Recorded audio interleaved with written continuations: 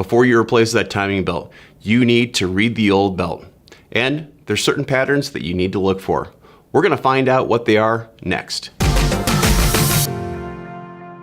This video is sponsored by ENA. Visit scheffler.us for more information.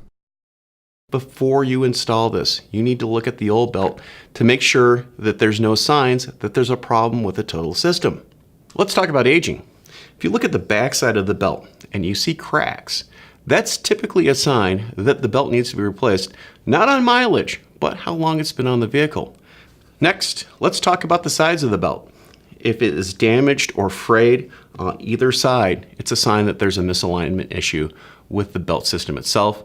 Make sure that you're looking at all the cogs, pulleys, and even the water pump pulley itself to see if there's any misalignment issues. Let's talk about brakes in the belt.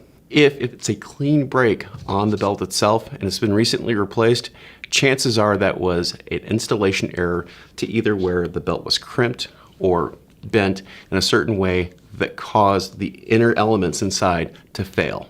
If the belt brake is ragged, chances are the damage to the belt was on the back side. If you see a belt and one side of the flank on here is worn away, that's a sign that that belt was installed too tight and there's too much tension on that original belt. Next time, make sure that it's properly tensioned for the vehicle and follow the OE's instructions. Next, let's talk about contamination. If that belt's been exposed to engine oil or other fluids underneath the hood, it will have kind of a swelled appearance and maybe a little bit darker than normal. This is a sign that those chemicals have affected the chemistry of the belt and it's been damaged and it needs to be replaced.